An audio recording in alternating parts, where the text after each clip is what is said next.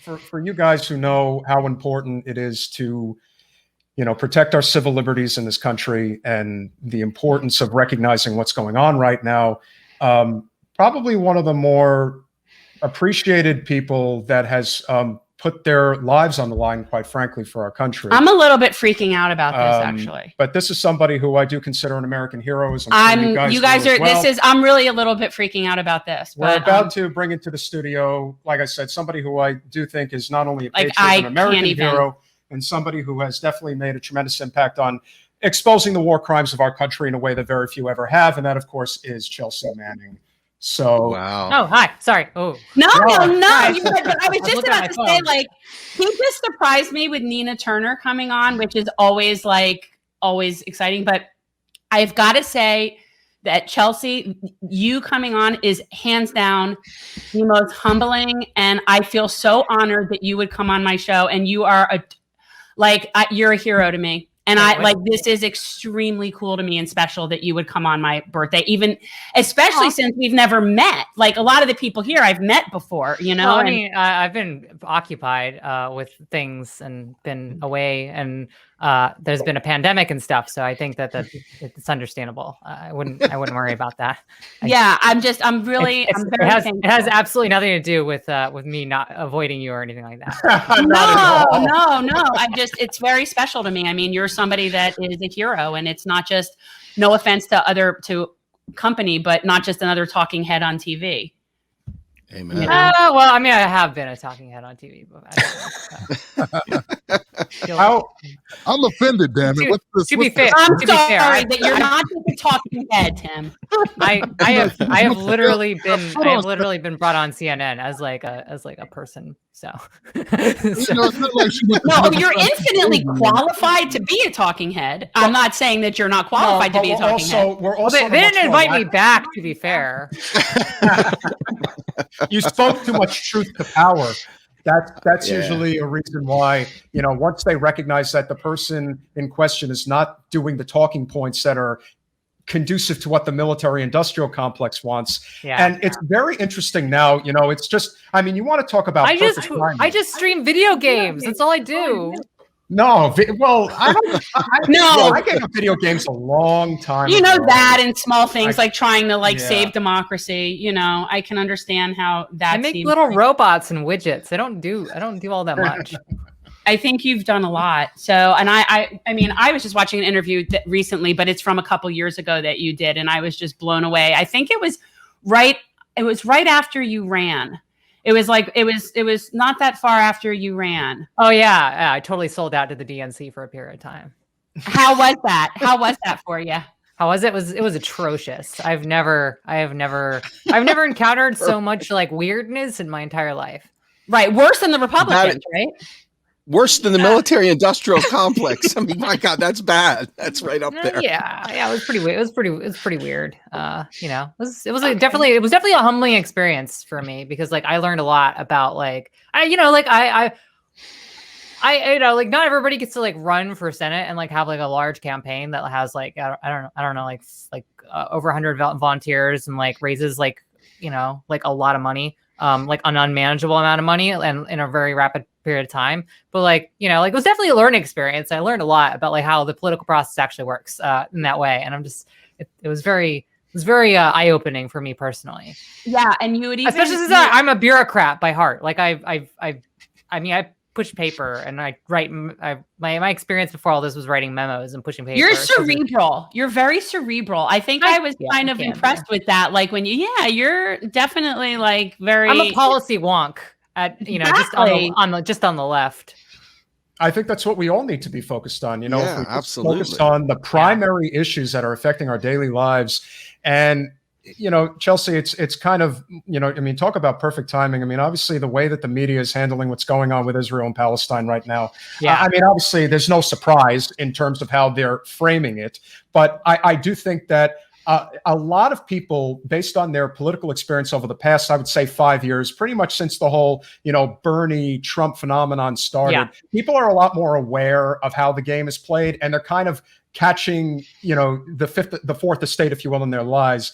But they're not stopping. At least it doesn't appear that they're going to pretend like what's going on is is not what is actually going on, which is again, it's apartheid. It's pretty damn bad, and but they're going to continue to say, as the president has said, as Pelosi has said, that no, this is the Israelis are being the ones persecuting the Palestinians are bad people, and it just sits like clockwork. Yeah, and I think the talking point. I think what's happening is the talking points are running out, and then the sort of like I think camera phones also have a significant impact in terms of like bringing awareness as to like what's the on the ground situation. Like they can kick reporters out, and they can keep international media away, and they've been very successful at doing that so far. But like the internet and phones have just like changed the dynamic entirely. So like their ability to control the narrative, the IDF's ability to control the narrative on this has been like kicked right at the knees. I think. I think that's with everything too. I think that's why we had somewhat of we could call it a win in the Chauvin case. And, it's the fact that there was just such clear footage of it made it impossible for people to, whereas otherwise we would just push that aside. I actually went back and I looked at some of the footage from the last round, which was in the last major round of IDF attacks and particularly the Gaza Strip and the I believe temporary occupation of some areas on the Gaza Strip. And the footage was like grainy. It was like a lot of people, like the most popular phone at the time was like the iPhone 1 and the iPhone 2, and still a lot of people having Motorola Razr V3s. So it's like grainy footage, like 240 pixels, terrible sound quality. And now now iPhone 10 and 11 are the most popular, and they shoot 1080p just fine, perfect. Like it's just so clear, and that's what you're getting. Guys, can I ask a quick question? I'm so just in awe that I'm on the screen, right now with Chelsea. You and me both, man. You and me both. I'm just I work very closely with some of the Wall Street whistleblowers, working on what we call the new untouchables, which is describing all the elite control fraud that goes on in the housing crisis, you name it. Yeah. And watching them lose their ability to earn a living in their careers, watching them blacklisted, watching people literally stalked and chased down, and just hearing their stories, I can only imagine what you went through. And I just want to say, as just another American citizen, how grateful I am for what you did. And I know how hard it is, not from a personal perspective, but being close and talking with these individuals, what a level of commitment to truth you have to have, and that willingness to literally fall on the sword when there's no one that's going to take your back. I just want to really give you a genuine round of applause for that. It takes so much, and I really want to thank you. I just want to push back a little bit, because I do think I mean people did support me, and people did show up, and I was able to put up a good legal defense. I was able to people showed up. They wrote, and I can't tell you how I think the final official count by the U.S. government was 370,000 letters or cards sent to me while I was in prison. That's amazing, including ones that I didn't get to keep or that didn't make it to me. So I do think people. I think people did show up, and I did, and I had the immense privilege of having having gone through the ringer of the military industrial complex and the prison industrial complex and the prison system in particular, with an enormous amount of support. And for me, the more immediate thing for me is my experience in prison is what's really shaped my sort of, my politics are more shaped by my experience in prison, I think, than anything else now. And in the aftermath, it's kind of, I had a very different view of the world, before going to the military, and then I shifted again after going to prison. And, it's just a poignant reminder that there's 2 million people in the prison system, and they're often forgotten about, and they're often voiceless. I was not one of them, but I saw all of that firsthand, and so I just want to, we have Tim, Beau, anytime you guys want to hop in. Yeah. We have a for-profit prison industrial complex in the United States, and it's a very, very profitable. Well, it's our slave program. But I wanted to ask you, Chelsea, like, if you would talk about like being somebody who's transgender and being incarcerated. It's hard enough for people that are cisgender people that are being incarcerated, but I know there are so many extra things that you have to deal with. And not just for trans people, but really people with health, any kind of thing that requires something that you wouldn't just get standard issue is a problem. And so if it's okay, like, would you talk a little bit about what that experience was like for you? Oh yeah, sure. So I came out as trans publicly in 2013. I had figured out by like late 2009. Like personally, I was like, okay, like this is a thing I got to deal with. And then by the time I went to prison, I was like unable to access resources. I mean, even my own lawyers at the time and the like psychotherapists and psychiatrists and stuff really didn't know like what to say to me, because they're like you're in prison, like you just don't have access to medical. You don't have access to the things that you need to do to transition. Like it's not unavailable to you. I later learned, actually learning, kind of how previous trans people had fought in the prison system for access to care in the federal system and in the various state prisons for things that no, in fact, there are rights there, medical access to care is extremely important. And so I finally, I was able to reach out to the ACLU and they represented me and it was a long, just arduous process of trying to gain access, to basic healthcare, like things like hormones, things like, I mean, the name change alone was like a contentious thing because I had to like do it, and I couldn't show up in person to because Kansas requires you to show up in person. So I had to like get a waiver from a judge to like just get a name change order done and things like that. So like just going through the basics of every process of like transition. On top of that, having to go through the military and the prison system. The military was a lot more accommodating than the federal prison system in the sense of like, oh, there are actual procedures and stuff for like name changes and things like that. But the initial response was like, no, we won't do this. But then, it was just this like regulatory fight and whatever.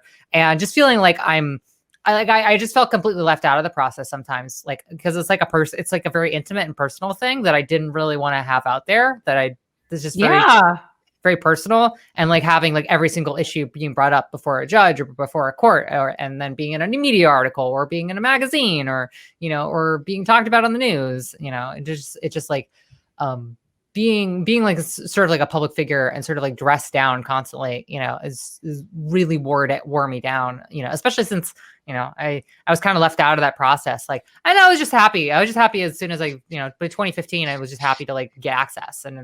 And even then it was like the like being able to grow out my hair became like a new issue.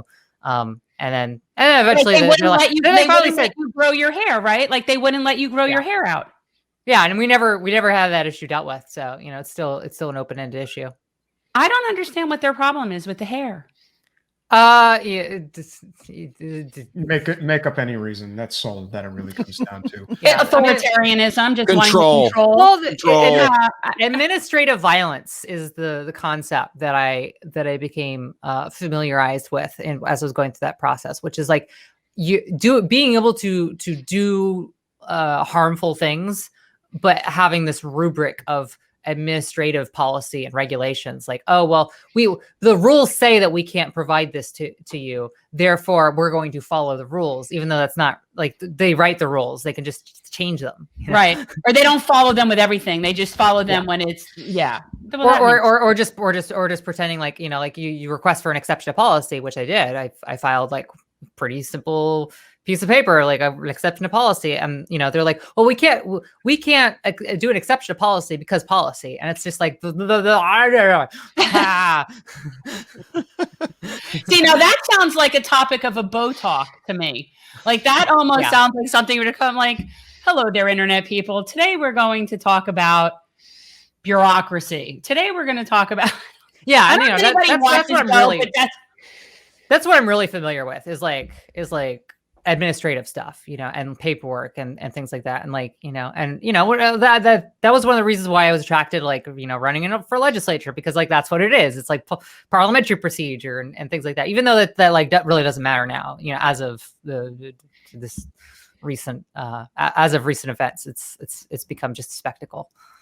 Gentlemen, I would welcome you into the conversation, and if you have any questions for Chelsea. And yeah, I think that this the biggest fight that I see that we have in general is just anything that crosses the MIC is something where we are putting ourselves in a very tight window. Our channel has been suppressed for topics that we've covered that go directly against their interests. They didn't particularly care for my live stream for Julian Assange. No. That didn't go over very well. Apparently, people weren't very happy with that. What's your experience been like, Beau, Tim, as far as dealing suppression? With suppression, especially when addressing any topic that's related to the military-industrial complex. Because of the way I talk, I'm normally really vague, and I'm talking about general ideas rather than specifics. And because I don't cuss, I really don't get hit that much. I mean, there've been a couple where I'm like, wow, that got a lot less views than it should have. But overall, I don't have the same problems. But I also, because of the way I look, the way I talk, the way I get away with a whole lot of stuff other people would never get away with. Do you call that beard privilege? Yes. Would one? It's the ginger. It's ginger factor, man. It works. The best band in the world named after the ginger. There you go. No, it's true. But I think that a lot of people are feeling certain amounts of big tech censorship. It's definitely a huge problem right now. And I just want to mention while, Chelsea's here. So Gabriel Shipton reached out to me. I don't know if you're familiar with that. That's Julian's brother. And he reached out to me, and they're going to be in Miami. And so we're going to be doing an event with Julian's brother and his father, and some sort of roundtable, something. We just started putting it together. And so I was just so touched that he even reached out to me. It meant he found he liked my Julian Assange telethon. He thought it was very inspirational. And so I was very glad to hear that. And really, that's the whole reason for all the stuff that we're doing, is to build coalitions and connect people that would otherwise not be connected. I see it like a spider web, and every time I make another connection, it's just stronger. And it's, although it's probably not as pretty as a spider web, but just this idea that it could be connected in every possible way to make it stronger. And so that's really what we're trying to do, is just connect as many people and get as many people. I want everybody here to do well with their shows. The more, I don't see it as a competition. I see it I want everybody here to do well. That's the whole point of it to me. And every time somebody does well and builds another connection, that's progress. Yeah. And we see that all the time. We're not naming any names, but we see the people always with the infighting and always saying, well, my show's doing better than your show. Who cares? If anything, you want everyone's show to do well, because at the end of the day, we need as many people paying attention to the primary issues as possible. And if we're able to have more of that attention brought to those primary issues, more and more people talk about it. We can have issues with, number of elected representatives, but the more people say Medicare for all, the more people say a living wage, the more people say get the hell out of the Middle East, the more people are going to say, yeah, that seems like a reasonable idea. Yeah. No, I think that's true. Tim, hop in. My particular channel focuses more primarily on Black-related issues from a left point of view, but also it addresses, the typical left-leaning type of ideologies such as Medicare for all, and then mass incarceration, and then the wars, bringing the troops home, and in the surveillance state. So my issues, the ones that, as far as YouTube and its suppression, it's a little bit different. I covered every day of the Derek Chauvin lawsuit, for instance. I know you did. You did a great job on that, by the way. I mean, I watched it, every painful watching paint dry moment of it. And so you did a great job synopsing everything every day. I did that, Jen. So, it gets, they favor when I cover certain topics, but topics that challenge the establishment, like everyone else, that's what I go up against. But I like Beau's suggestion. I don't know if I can adhere to that. No cursing. Wow. That'd be tough for me to do. So I actually got to get off soon because I got a show tonight. Yes, you do.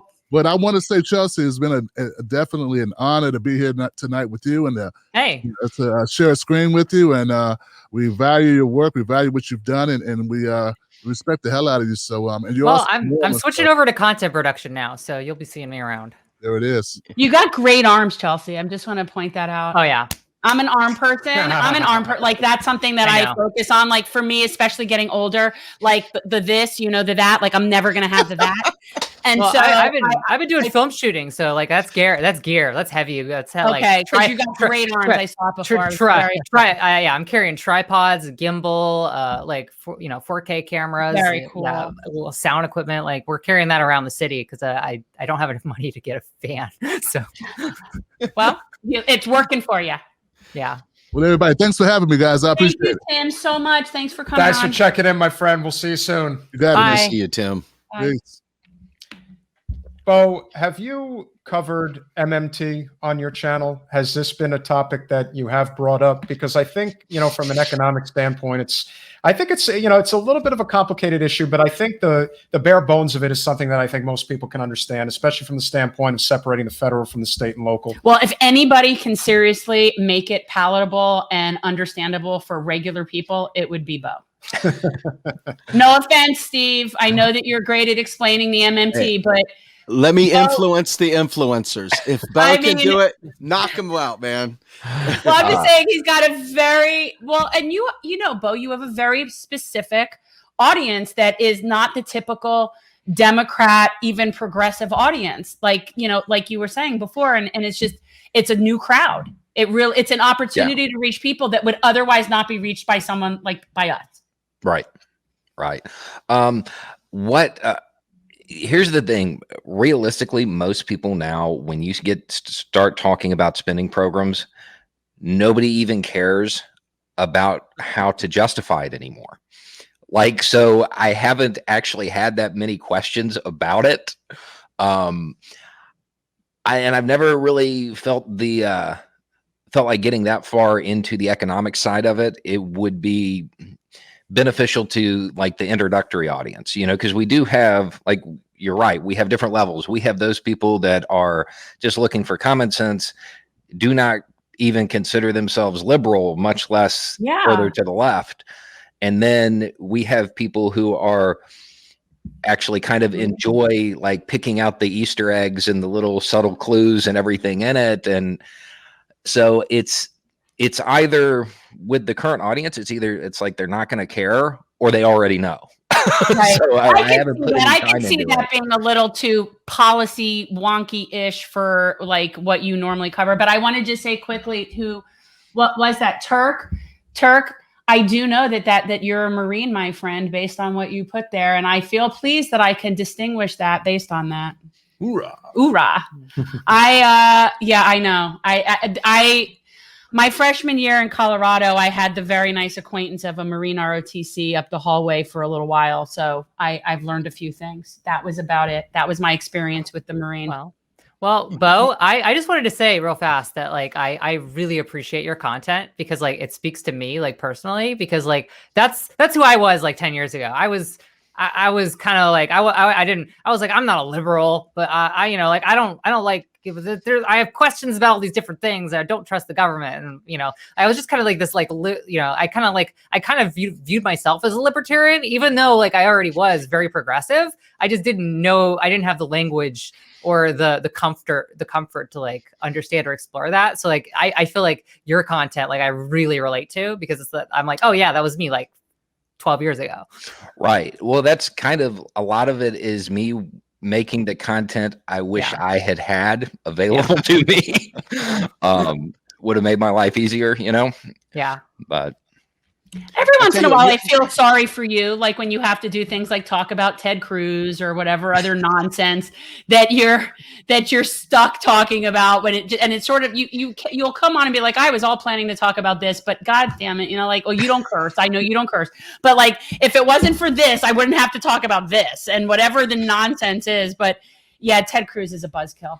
Yeah. Well, I mean, the thing is, stuff like that helps get people in, you know. I mean, even people who don't care about politics enjoy watching Ted Cruz get dunked on. So well, that's fair. Okay, That's fair. well, I'll give you that.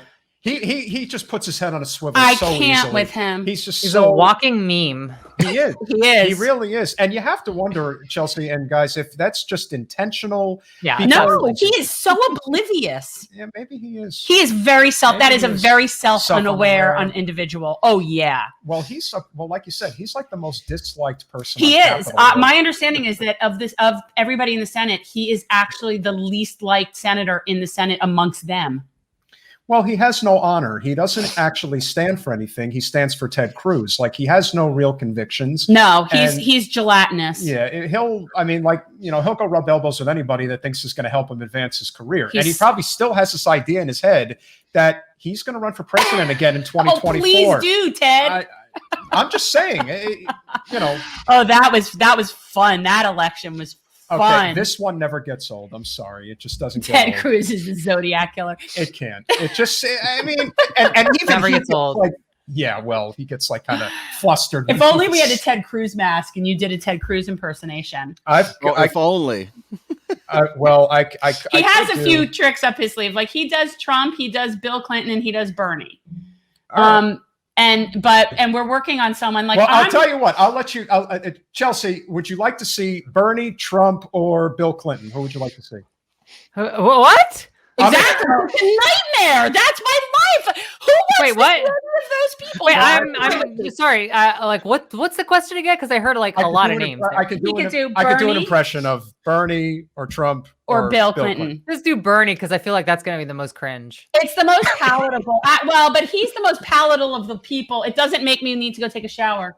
Chelsea, I just want to say thank you for what you've done. Good. You have done a service to this country. You are a wonderful human being, and everyone should be appreciative of what she has done to serve our country. I wish you spoke out more about this and Julian Assange. Where have you been? I've been worrying about what's going on in Israel and Palestine. Yeah, whatever. I did speak out and say that the Palestinian people should be protected, and what is happening is not right. Had I been president, I'd have a much bigger platform to talk about it. Yeah. Steve, thank you for talking about MMT. It is very important that people learn new ways of the economy. And of course, Beau, I really appreciate you reaching out to the rural voters of this country. That is what I try to do. Economic populism, the right way is the best way. And that is why I am here. So I hope the Bernie impression works for everybody. I've really prided myself on the best is though when you're here wearing the GenCore t-shirt and you put on the Bernie mask and it's Bernie wearing a GenCore t-shirt. That always cracks me up. Well, 7 out of 10. 7 out of 10. Okay, I'll take it. Yeah. But we're also working on. I have a new bit idea that I want to do that is going to be loosely based on the person known as Ben Shapiro, but it'll be like a version of that, and we're working on that. That's because he's just too good to make fun of. That's another walking meme. I got to say it about anytime you think that MMT is just going to bore your people to sleep, think about it like this. Turn it into a gummy eating contest. And every time you're watching a political debate or something like that, and they ask how you're going to pay for it, you have to pop a gummy or you have to take a shot. If you do that, by the end of the debate, you will be so lit and drunk, you're going to have to call the paramedics out there. So this subject, while it seems that way, you could turn this into a fun game because trust me when I say you have no idea how ruled we are. Even now, even this minute, the Biden campaign or Biden's administration is gearing up for austerity. The whole gang is still, they're waiting. As soon as we get back to normal and they release us to the wolves will come back and say, you remember that deficit thing we talked about? You remember that whole balance in the budget thing? And they're already out there. You had a Republican the other day trying to outlaw MMT. Who the hell outlaws an economic thing? I mean, it's just ridiculous. That sounds like something Chris Christie. No, it sounds like what Rick Scott did when he said we weren't allowed to talk. Yeah. We weren't allowed to use the term climate change in the state of, like, nobody in the state of Florida was allowed to use the word climate change. Well, Beau, but wait. I have, this is an important thing because Steve said wolves, and I thought that we could do our bootlicker. Yeah, we could do our bootlicker because you reminded me of that with wolves. And actually, Beau, this might be something that you find interesting. Okay, so our bootlicker of the week is the governor of Idaho. And yes, who one would not necessarily need to know about the governor of Idaho, except for he, as you can see, is licking ass of the Idaho Beef Council to the point where they are allowing a culling of wolves that could be up to 90% of their wolf population. It's insane what they're talking about doing. But this is one of those things, before I get all crazy and bent out of shape, where I wonder what Beau thinks about this, because you might know something about this where it's not as horrible as it sounds that it is, but like I'm wanting to take his head and twist it into that wolf's mouth. Like that's kind of what I'm wanting to do. Okay, so I did a video when they got delisted and when it was reverting back to the states, and I was like, these states, and like when you're talking about the western side of the country, they're going to do all right. The further east you go, the worse it's going to be. So basically it is as bad as it sounds if it goes the way they want. However, I would point out that wolves they have proven to be a lot smarter than the people trying to cull them. So they're not necessarily successful, is what? Right. It's highly unlikely that they're gonna knock out 90%. I doubt they get 20. But okay, see, that makes me feel better right there, and I still think it's horrible. Well, it is still horrible, and the goal would be to eventually get up to that point, because and you're right, it is about cattle, it's about livestock. But realistically, unless it gets federal protection again, you're going to see this exact thing happen in a couple of different states. It's very aggravating to me. I don't understand. Like, it's just, it's not in our best interest. I feel the same way about like cattle ranching that I kind of do about fossil fuels. I don't necessarily think it needs to end tomorrow. I mean, it would be ideal, but it's something we should not be expanding. Like, I don't see why we would need to be expanding it. If anything, we should be reducing it. And the idea that we're going to kill off wolves that we know have brought so much life back to the areas that they are, like they've changed the entire ecosystem there. And then he got some letter from a bunch of like past, I guess, like secretaries of whatever their state department is and handles this. They're sort of, I guess they're agricultural, I don't know who handles this there. Well, it's all part of big ag. But they asked him not to sign this. A bunch of people that are in that industry, that are in the state, and he still did anyway. So that is why.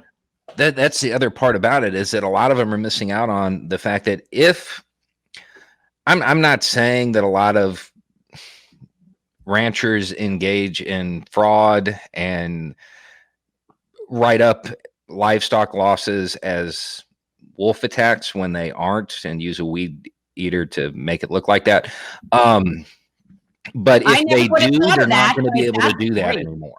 And that's going to be a huge loss of money, because then when that cow dies, they don't have a recourse.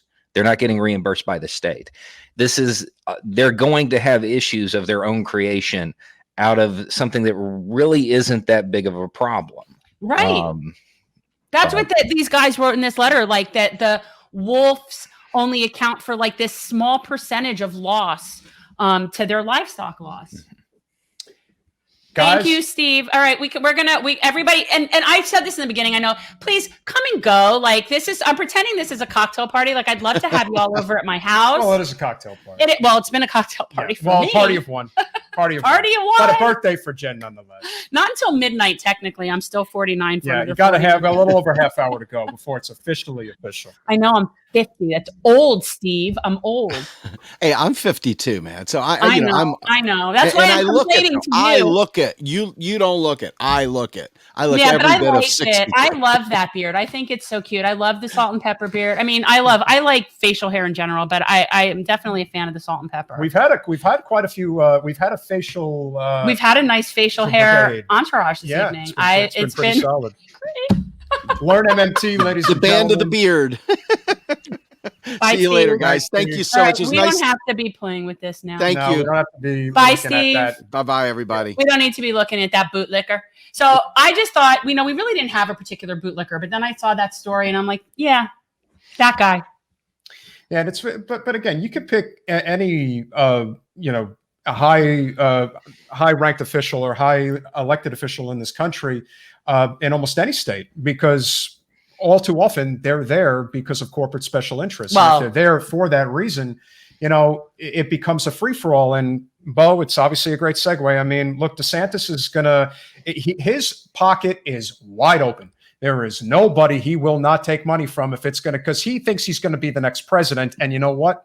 It's probably not the worst thought in the world, because he's got a real shot at this if Trump steps aside. And right now, everything in the state of Florida is for sale.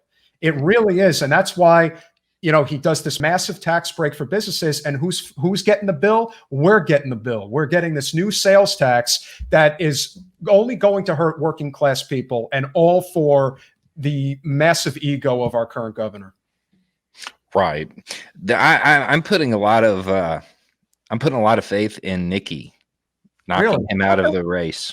And I think if he loses the governorship, that's it for his presidential. Look, if it comes down to it, and she's the person who they put up, I definitely support her a whole hell of a lot over him. We were really hoping that Anna Eskamani would get in, and we would have somebody more progressive than Nikki. And Nikki's okay. I mean, she's pretty corporate, but she can get this area where I'm at right now, and we elected Matt Gaetz. Yeah, there is that. So she has a chance of knocking him out. By we, you don't mean you in particular. By we, you mean the collective we, not you. No, not only that, right? And she is. I mean, listen. To be fair, she is. She's a statewide elected official, and that's at the state level. We've had. Obviously, Bill Nelson was a senator, but it's been a long time since you've had a Democrat statewide in the state of Florida. I mean, this has been a Republican-dominated state legislature for a long time, over 20 years. Chelsea, where are you? Where am I? Yeah, because then you're not in Florida. Oh, I'm in Brooklyn. Oh, okay. Brooklyn. Well, I was born there. Yeah. Oh, here. Yeah, I lived in Maryland. So I lived in Maryland for a long time. I ran for Senate in Maryland. I am from the DC area primarily, even though I was born in Oklahoma. I ended up leaving jail last year. And all of my stuff my lawyer had some movers grab all my stuff from my apartment and moved it to a place in Long Island City. So all my stuff was already here. So I ended up just getting an apartment here. And now I guess I live in New York. Your stuff preceded you. So basically you followed your stuff to New York? Yeah, I followed my stuff to New York. Pandemic happened, couldn't move anyway. We were in lockdown. So I ended up, getting an apartment here. And I guess I'm staying here now because I have friends here. I have lots and lots of friends here, lots and lots of good connections and ties with stuff. And I live in bed, I probably have 15, 20 friends within a mile radius of here. So I'm in pretty good shape. That's Brooklyn for you. And Beau, how far are you from your closest friend? I'm a mile away from anybody. No, but there's a couple questions in the comments that I want to know the answer to myself. Oh, okay. So what is this content that you're going to be putting out, Chelsea? And what is Yes. Where's the channel? So my channel is going to be youtube.com/c/XY Chelsea. Should work with just XY Chelsea. I don't know how long that will work for YouTube or whether or and not. What are you going to be What are you going to be covering? I am just covering science and technology stuff. So I'm not doing the quote unquote bread tube thing. I am not doing video essays. I am simply covering. My background is in computers. My background is in physics. My background is in mathematics. I am sticking to topics that reach a general audience that are associated with those things. I am slightly critical. There's a tinge of political critique in there. But it is not the purpose or the point. It is mostly to be educational. And I'm actually trying to educate people who are kind of on leaning towards the left, on a lot of things that, whenever I see people make comments about it or there's because there's a misinformation and misunderstandings on the left too, and my first video is on cryptocurrency. So I get into the weeds of what is cryptocurrency and why is it actually bad for the environment? But also the nuance of all the little complications involved with that. And I'm get really down into the weeds of what it is and how it works and how it's you're not just like making numbers out of thin air. Like there's an actual process, and it's like cerebral. Energy. That's so very cerebral. That's what I was saying. Like that's complicated. And you'll have a huge audience for that. I mean, crypto is a major talking point today, but like you said, I don't think a lot of people really understand the minutia of what it's all about. Yeah, and I break it down. I quote unquote break it down Barney style, a bit like Beau's videos. Like I'm just like I'm not throwing numbers at you. I'm not I'm taking like really high level concepts that are like graduate level math concepts, and I'm just like playing with Skittles.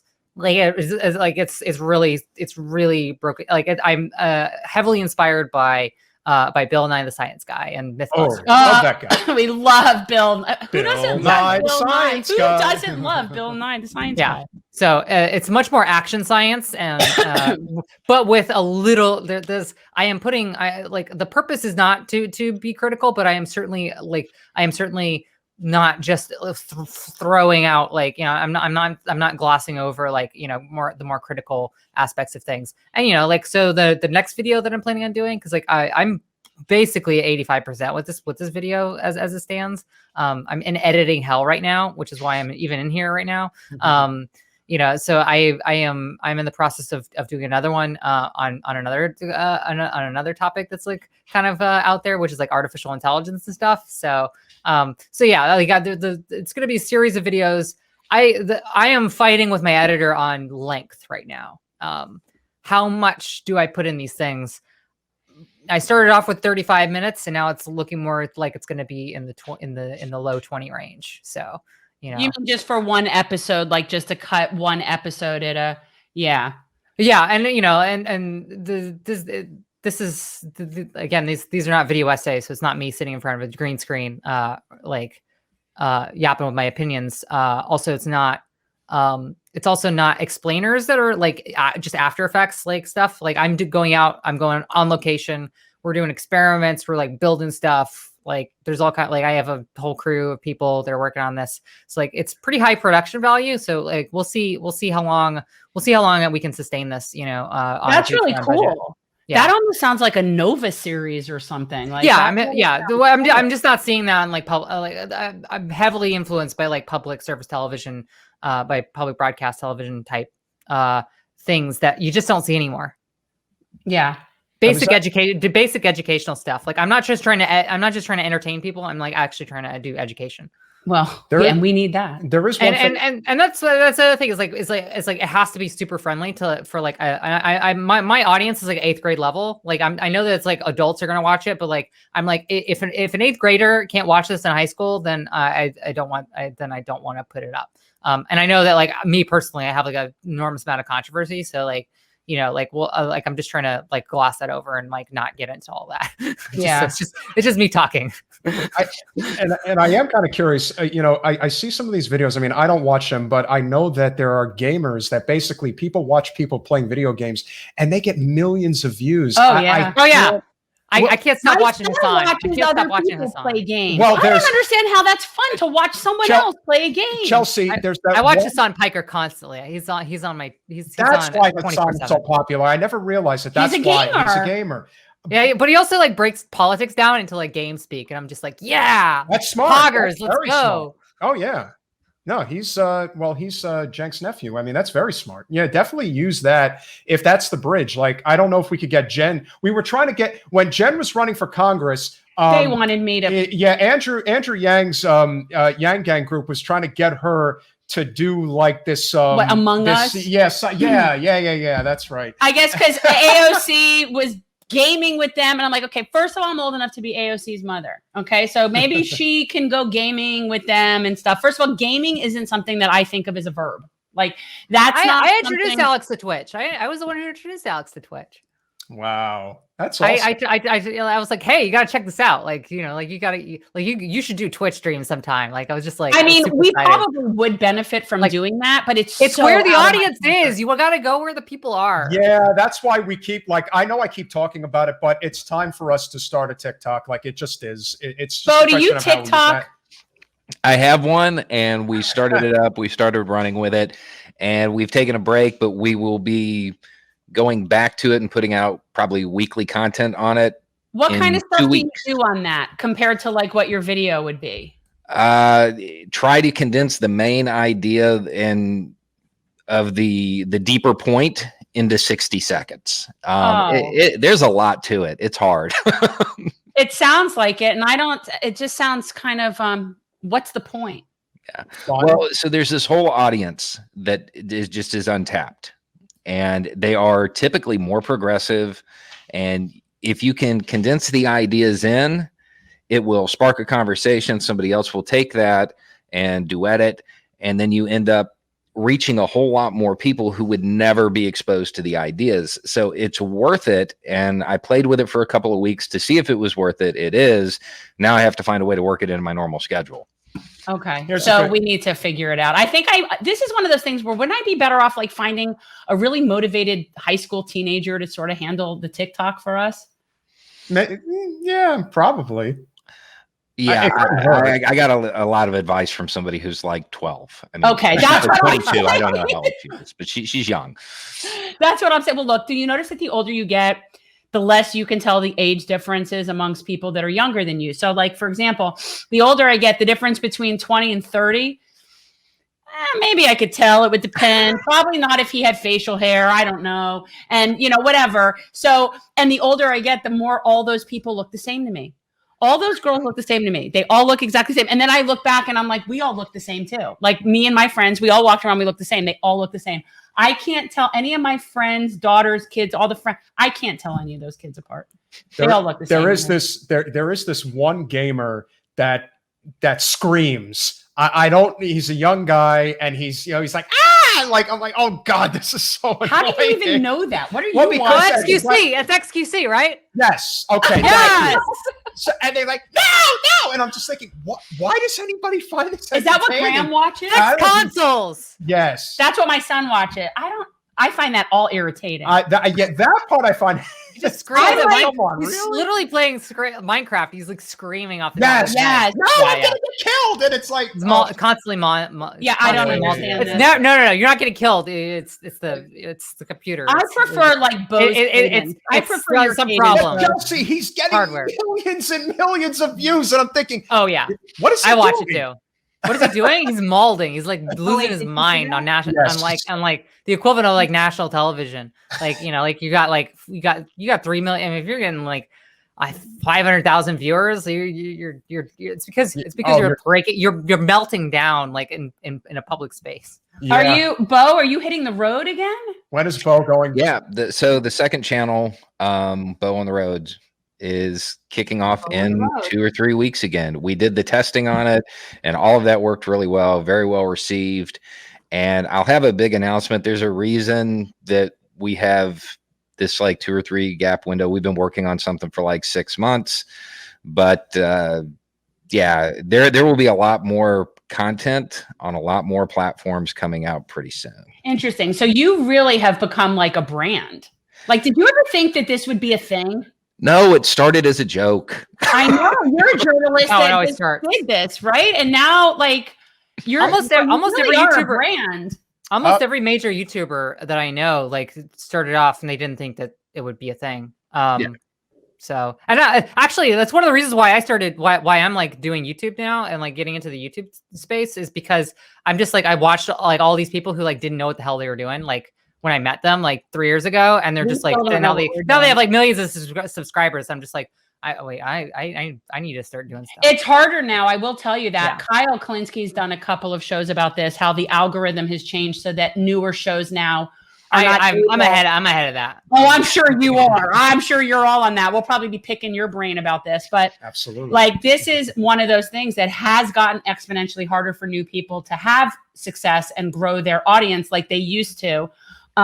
So it's not growing the audience that I'm worried about. It's like I actually don't have, the pandemic's like killed my main source of income, which is I do consulting stuff, which requires me to travel, and I do speaking, like, going to universities and doing talks and things like that. And I haven't been able to do that for a year. So I've just been eating into savings. So like, I actually need to be able to pay rent, and I haven't had health insurance for a year. So He doesn't have health insurance. I don't. Yeah. I mean, at this point, it makes more sense to just go to an urgent care facility than it does to even pay for health insurance. Because you don't get anything. But you know, it's and that's again, if you want to talk about, and again, Jen, as you've always mentioned, the single policy that would change more lives for the better than anything else is Medicare for all. That would literally change this country overnight. I just want, so Beau, I'd heard you talk about the second channel. I am, you know, I'm kind of loath to admit that I did not look. I didn't check it out. You know, like I'm pretty fixated on my usual intake of information, like stepping outside of that. I don't know. And plus I already spend like 3 to 4 hours a day, like consuming content. So like the idea of adding more, but do you actually go out on the road? Yeah, we went and we did the giant survival video. That was great. Was from that channel. Oh, okay. We did one where we showed how to do fundraisers, and then we did one documentary style on Thomas Paine. As that was really just to test out the longer format. Once the pandemic clears up and we can actually go out, we'll get out on the road and start doing mutual aid network building, force multiplication type stuff in person. And all of that's been planned, and it was actually supposed to start last summer, but then, you know, the world stopped. So it sure did. I mean, you're always talking about one of the things that I love about what you do is you really promote the idea of building community and getting your people, like having your people. And when I say your people, I mean the people in your community that you know are resources. And it's like the local web. It's our local web, if you will. And you're always talking about that. And you're always talking about like what to do with emergencies. And I'm wondering, like, are you waiting on the apocalypse? Like, are you like, are you prepping for like what's going on? Like there, like, are you preppers understand the concept of mutual aid way better than city people? Oh yes. And there's two Americas. There are people who live in cities and suburbs and people who live outside of that. And the people who live outside of that are much more prepared for anything. You know, apparently not a minor gas shortage. Well, we drive electric. hybrid. I'm hybrid, but I use very little gas. Like I really do use very little gas. I mean, people out in like North Carolina are just losing their minds. It's just like you have to like just wait a day. Like the resupply will happen. Like well, Beau calming down about that. He was very calming. If you've ever watched Beau's shows, they're generally very calming. Although I'm worried about the one day when I watch an episode and you're like, no, really, this is the shit's hitting the fan. You guys gotta run. When that happens, it's sort of like when you're on the plane and you know everything's fine so long as the flight attendant is calm. Like even if it's bumpy, if the flight attendant's on, but the minute that you see they're scared, that's it. Well, that's when it's bad. Yeah, it's going to be more. Well, howdy there, internet people. It's the end of the world. Underground. Go underground. Take cover. That was kind of how it was last year, because like I knew what was coming and I just shut up. I just I shut down my social media. I was like, you know, and like I just gotten out of jail and I was just like, nope, not saying anything, not doing anything, I'm just going to run and like let everybody deal with the shit that's about to go down. And the pandemic, you know, that was how the pandemic panned out for me. I think Lauren may be having issues with Lauren's having technical issues. We have another guest coming on, possibly two. We'll see. Okay. Well, but is that Lauren Ashcraft? It is Lauren Ashcraft. Oh, good. Beau, do you know Lauren? Solid person. We haven't met or talked. No. She is. Lauren ran for Congress. She was one of my slate mates for BNC. She ran in New York, and I always forget her number. All right. Well, we're going to bring her in. Hopefully, the connection is good now. Lauren, are we good? Let's hope. Hi. How's it going? Oh my gosh! Wait, Chelsea. We haven't texted in a minute. I'm such a fan. And Jen, I'm so excited. Do I have action here? The connection is a little spotty. Your connection's spotty. So do you know Beau? You know Beau? Oh no. She's having technical difficulties. This is not acceptable. Met, but I'm so. You're having technical issues. Let me try to join from my laptop. I'll try to join from. Okay, let me try to join from a laptop. I'll be right back. You do that. I always recommend the laptop. Yeah, go back to the laptop. Yeah, for me, joining on a cell phone is always one of those, like, if you have to do it on the cell phone. I've done a few interviews driving in the car, like in the passenger seat, and it doesn't go well. It's not a good thing. So Lauren is solid people. I know Lauren. Lauren's awesome. Yeah, Lauren's here in New York. Yeah. So, Actually, she's in Brooklyn. right in town. Oh, wait, no, Diane Morales is in Brooklyn. Diane Morales is practically a neighbor for me. So yeah, I don't know. Beau, are you following the New York mayoral at all? Not really. Not since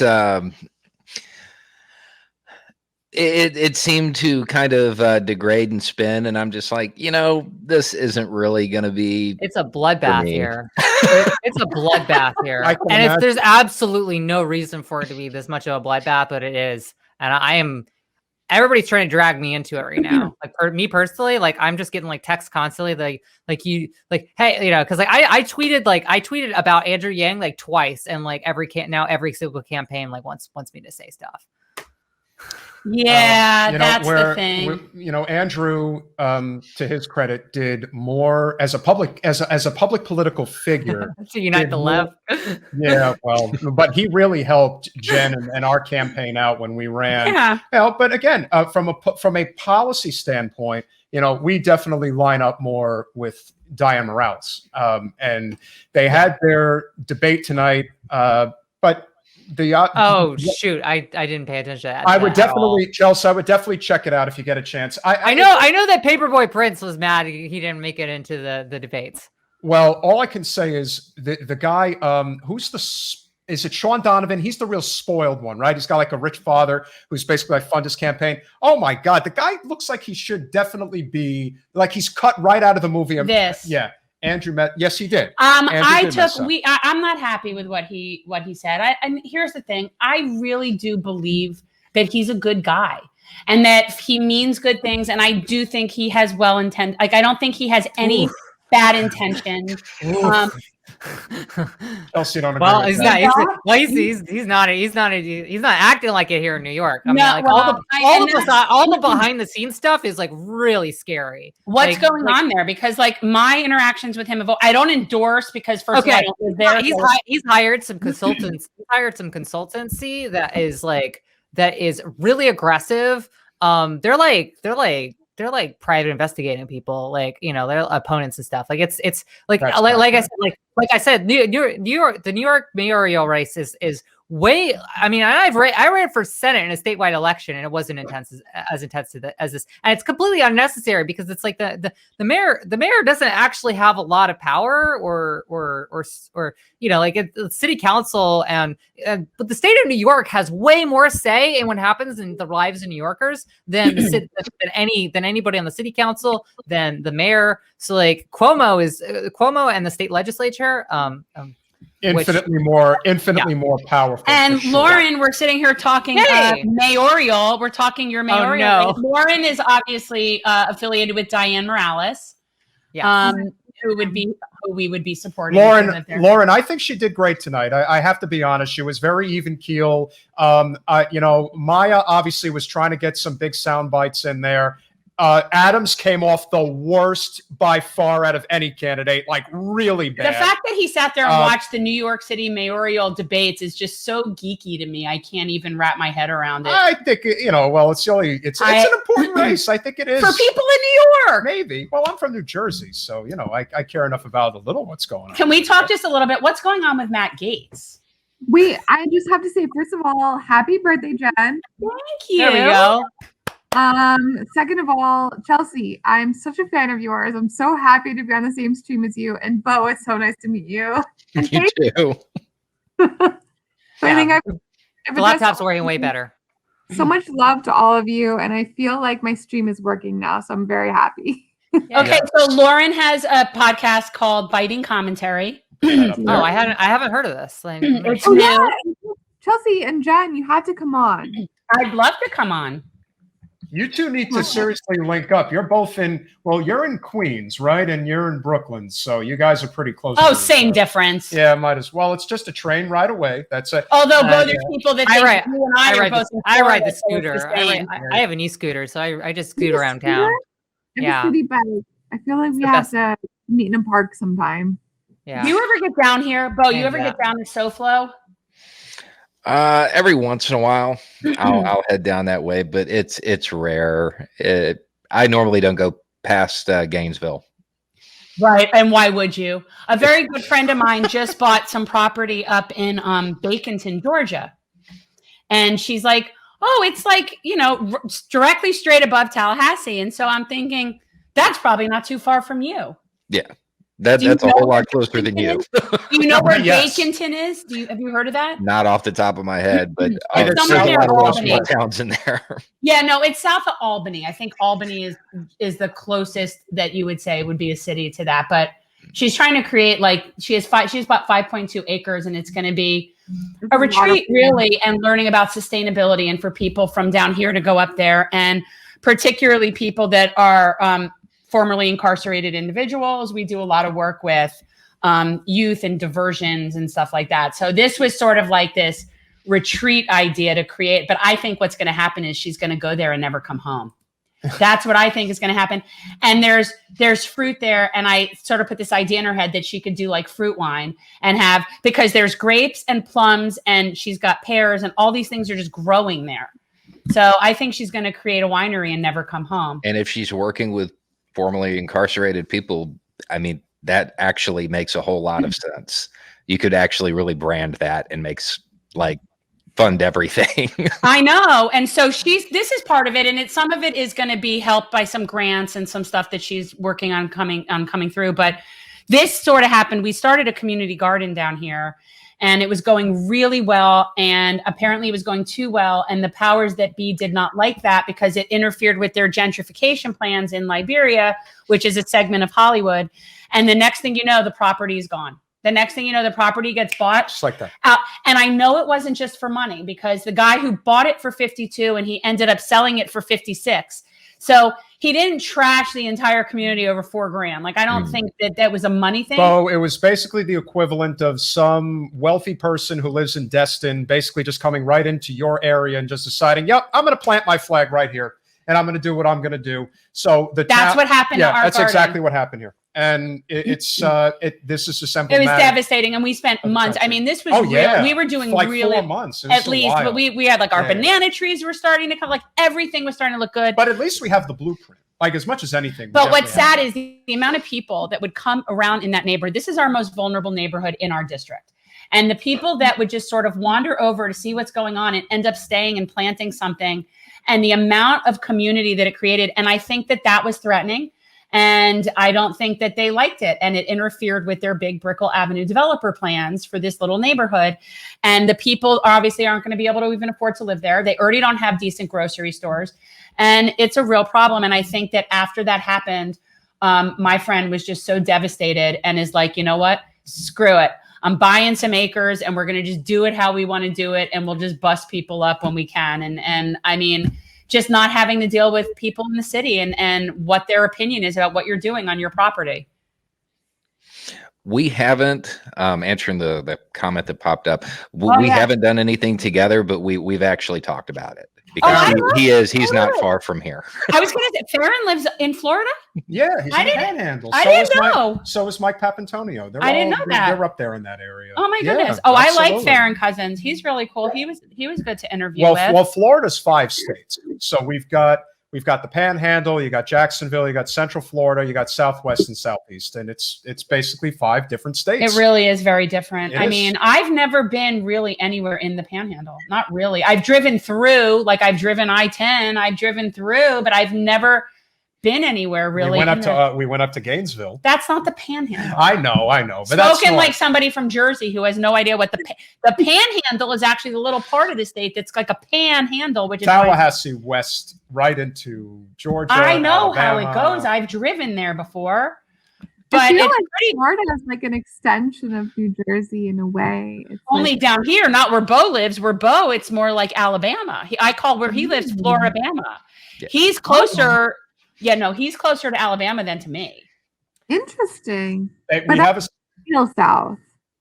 Well, we have. It is the real South. We have a saying in Florida: the further south you go, the more north you get. Yeah, South Florida is really you might as well be New York, New Jersey. But where Beau lives, it's as rural gets. All right, we have another special guest coming on. Okay, this is Lulu. She generally Lulu.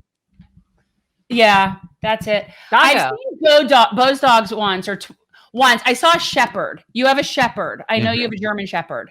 Yeah. And there was another dog. And you were telling me because we were hearing their nails clacking on the floor when they walked by. Lou, you got a friend. Oh, look. Look at that. That is a beautiful kitty. So, Beau, when's your new channel coming on again? When's the project and what can we put up? Like what? Beau on the road. Beau on the road. Mm-hmm. Let's put up everybody. Let's do a pass on everybody's shows and what everybody's doing. So Lulu doesn't have her own show, but I did create a little generational change sticker that looks kind of like a stamp, and it's Lulu. But she's sort of like the mascot. Beau on the road. So everybody check out Beau's channel. So it's a different kind of content. It sounds like it's more in-depth content on specific things more so than your usual. Right. I actually think it's on the roads with Beau now that I've said that out loud. On the road. But either way, we'll find you. And for anybody who hasn't watched Beau's show, it's really like, I don't know, it's daily at this point for me. Like I watch Beau, I watch Kyle. Like there's certain people that I just sort of have to check in with, but you're like this breath of fresh air sanity amongst the crazy. And I so appreciate that. And Lauren, talk a little bit about what your show's doing. Well, I have to have all of you on. I eat things. I taste test things that people tell me to taste test, and it's weird. And then I talk about things that I wish people were talking about. So I really do have to have all of you on. On this upcoming Sunday show, we're going to be talking about how to get involved in local politics in New York. So we're going to be interviewing the founders of New Reformers, which are the people that run district leaders and judicial delegates against the establishment candidates in Queens. So, cool. Like even more local than city council. And there's so many ways to get involved in your local politics, so many ways to get involved in the movement that you haven't even heard of. So that's really what I'm highlighting. So that's really cool. And you're combining it with food, which is important. So basically you're doing food reviews. Like I love watching these guys. My thing is watching people do music reviews of like, it's usually these younger people that are listening to my kind of music and reviewing it. And I find it hilarious. And so you're essentially doing food reviews. Yes, I'm doing food reviews. What I really love to do is to highlight local businesses. Yes. So if you're a small business, if you're a local business, New York or elsewhere, I would love to highlight you and try your shit. So let me know about. Let me try your shit. Just let me have your shit. We'll just try that. Whatever it is. I could do actually that's anytime I ever go to New York, that's what it is for me. It's walking around and eating and trying different food. And I justify it because I walk so much. So I actually leave there lower weight, even though I eat so much when I'm there because I walk. Around. Well, it's all about snacking. 100%. It's all about, I don't do meals. I snack. I'm like, okay, if this is where I got to try a donut and this is where I got to get the pizza and how do I coordinate my day around figuring out the food? Like that's how that's New York. Whenever you come next time, we're going to hang out and I'm going to take you around to all my favorite food places. Chelsea, you can come too. Oh, you guys are there. I mean, yeah. Peter, get on a plane. I think you're maybe from here. I don't think Beau leaves Northern Florida very often. Well, I'm where I stay in New Jersey is about an hour outside the city. But yes, I absolutely would be more than happy to come in. And that's a good point. Thank you, Don. That's a very good point. Buses. The Keys, we kind of tie it into South Florida, but it's really more like the coast around the Naples, Sanibel, like Marco Island, that 10,000 Islands area in a lot of ways of a vibe versus how it feels like in the Miami Broward area. First of all, I don't know. I have vacations in Sanibel, and if you're from there, I feel very connected to you. It is beautiful, and also nobody goes there. I love Sanibel. It's the best. Because nobody goes there. No, it's very go there to party. It's very much like there's no resorts and it's mostly low, like 2 or 3 story condos, and they don't allow big buildings and they don't allow a lot of commercial stuff. So it's not commercial, which is why it's nice. But we're actually going to have in the middle of all the shit, and my idea is that there's no shit. So Who would have thought that Lauren Ashcraft would be the one dropping the language all of a sudden? Gutter mouth. It's a New York thing. Well, I don't know. I don't know. It's really that. It's really. I'm going through an awakening period that I have been, professional candidate for very long, and all of my staff was like, "You need to swear less," and this is really the real Lauren coming out. So thank you. You need to swear less. Okay. Here's the thing about politicians that particularly politicians that are under high stress situations is that they swear more than anybody else that I've ever encountered in my entire life, including myself. Oh my gosh. Yeah. I mean, I'm bad. I'm the one who brought the C word back on the campaign and made a whole note of it. I think we should bring it back into regular parlance. I think it's a great word. Being in the military, being in prison, and doing politics, like there's like the off button, right? There's like the mode where you're just like never swearing at all, and then like you close the door and you're like blah, blah, blah, just every other word. No, you guys are all like my soul friends. This is like, these are my people, okay? If you want to talk foul, you can call me anytime. You can call me anytime. Talk all sorts of foulness to me. You're gonna regret that. I don't know. I brought back. So I'm telling you, I remember walking into the campaign house during the campaign and saying, "Yeah, I'm bringing the C word back into discussion. I think we need to talk about it more. I think, and my older calls everybody that, and not in a misogynistic way. You're just being difficult, like he calls everybody that, and he's really big into it, So I'm thinking, make a comeback with the C word. Yeah, it's a word. It's just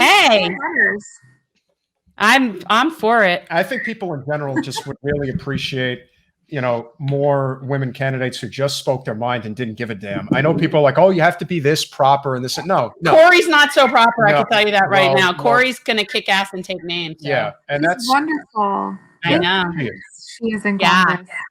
We can rap. She's probably my favorite. Who are you waiting for? Mike Figueredo maybe hopping. Okay. Mike Figueredo. All right, because it is midnight and it's very easy for someone like Mike in Oregon to at 9:00 his time. It is now officially midnight, I believe. Well, do I get cake? There's a cake. I saw a cake. Jen does have a cake. I do like cake. There is. Well, I really do like cake. Except I don't. Yeah, I'm not really a cake person. This isn't about you. No, it's not. Just use random explosives like it's a gender reveal. Yeah, for real. Oh, burn out half the state. Jen, is 11:59 your birthday or midnight? No, I'm the 14th. I'm the 14th. My birthday's on the 14th. But we always live stream. We do live streams on Thursdays. And so I'm like, instead of creating a special event, we'll just do our Thursday night live stream for that. And we did it as a fundraiser. And I'm going to bring drag me into this. And it's not even your birthday? Wait, it is now. It is. Now it is. Thank you. Thank you. Happy birthday. Thank you. And we are doing this as a fundraiser for GenCorp. All of the stuff that we do, all our money that comes in through generational change goes to GenCorp. And really, all I do with this is just use it to do things locally, like do homeless core care packs. We do beach cleanups. We do food distributions. Really just anything we can do to help. And so the money that you send goes to buying things like buckets so that when I do a beach cleanup, I can bring buckets and gloves for people to do it. And yes, it does pay for tacos and occasional frosty beverage, but whatever. And it's a hell of a workout. I tell you. Yeah. But we're just always. When you have to, any type of beach cleanup requires a lot. And I'm actually working on putting together a group kayak cleanup, doing paddle with a purpose. Because I like to kayak. Actually, I'm going tomorrow. That's what I'm doing tomorrow morning or today morning. I'm going kayaking. Oh, I thought you said you were going to a specific location. Well, I am. I'm going to go to Westlake because it's easy and it's convenient and it's nice and it's a good workout there. But so that's my point. But if I could be cleaning and kayaking, that would be awesome. So there is a group that does paddle with a purpose, and apparently you do groups and you do clean up the water. So that would be a fun thing for me. We just always come up with new things. But so any money that comes to generational change goes to GenCorp. I wish I could say we got any sort of salary or any sort of money, but we don't. And basically we right now, if you guys join as a Patreon, we are having this month, we're going to be having our first ever members only Zoom meeting on May 26th. We're going to start doing a monthly Zoom call. We'll be doing special presentations on different subjects this month. Mona Lisa, my friend, will be giving a presentation on food deserts and the connection between food insecurity and the school to prison pipeline and what's going on with that in our cities. So that'll be a really good presentation. And if you're a member, $5 or $10 Patreon members, then you will have access to the Zoom call. So this is the time to join. We're keeping it as well. So Josh came on. Miles just came on. Hi guys. Hey Miles. These were some of our campaign volunteers, Lauren. These are the kids. These are the college kids. Josh is amazing. Josh is great. Yeah. You know Josh? He's our Josh. Josh now you're coaching our people from up there. I think Josh was on both of our teams when we ran. Yeah, in text bank. Oh, he probably was. Yeah, Josh is very masterful at multitasking campaigns. Josh, we are huge fans of you, Josh. Josh is a super volunteer for sure. But you would appreciate this, Beau. It's all these kids. Jen, happy birthday. I've got to get going. Thank you so much for coming. You know, I can't get through the day without my Beau, without my Beau thing. Beau, thank you for everything, brother. It really means a lot. Thank you so hope much. To see you again soon. Oh, anytime. Bye, Beau. Nice to meet you. Bye. I got to start shooting soon. Are you going to start now? You're starting a thing now? No, I gotta. I gotta do voiceover, and I gotta do. All right, go do. You know what? You coming on here was like the coolest thing ever. Wait. Hold on a second. This is important. I'm talking to Chelsea Manning. I have time. Well, all right, here. He wants to come say hi. Come here. You could come say hi. You could come say hi. He's trying to bring a cake. This is important. Chelsea Manning's a national hero. Come here. Say hi. This is Graham. Hi. This is child number 2. That's Chelsea Manning. Chelsea Manning is a hero, like a major whistleblower hero. That is the reason we know a lot of the bad things that are going on in the world because she had the guts. I am also a Twitch streamer. I stream on Twitch. He's a gamer. Twitch.com/XYChelsea. XY Chelsea. Check her out, man. XY Chelsea. I play. I saw him. Oh, you were checking out. All right, this is my husband. Apparently, has a cake and he wants to bring me a cake. There we go. Sweet. Okay, thank you. Yeah, you realize when you have a husband. Yeah, you're gonna see his hands. I'm on the other side of the. I'm a pro gamer. Yes. Here. All right, I'm moving this. Yeah. All right, thank you. All right, let go. Let go. Yeah, he's got it. All right. There we go. All right, we have a cake. Thank you, Jason. See, Lauren's only met my work partner. That's my act. That's why when you say, and Lauren introduces her significant other as partner, and so when I introduce partner, I'm thinking, okay, come here, say hi. I will come in. This is my husband. Hello. That's Lauren Ashcraft. She was one of my BNC slate mates, and that's the Chelsea Manning. I've been watching you guys. Okay, you've been watching for a little while. He doesn't follow politics. Like I basically get 2 votes, right? I vote my vote. I vote his vote. We've been together 30 years. Wow. That long? 30 years. All right. All right. Is that long? 1, 2, 3. Happy birthday to you. Happy birthday to you. Happy birthday, dear Jen. Happy birthday to you. Very exciting. No. They won't realize. All right. Thank you. All right. Chelsea Manning just saying happy birthday to me. It's like the coolest thing ever. Like I can't honestly, and you know he had Nina Turner was on before too. You missed Nina. I had Nina come on and surprise her. We've crossed paths before. Oh, Nina? Yeah. She's and Nina. So cool. But Chelsea, seriously, this has been the most humbling thing to me. You are truly an inspiration and a hero. And I've been saying it for the longest time, like the fact that you're even controversial is ludicrous to me. I don't understand it.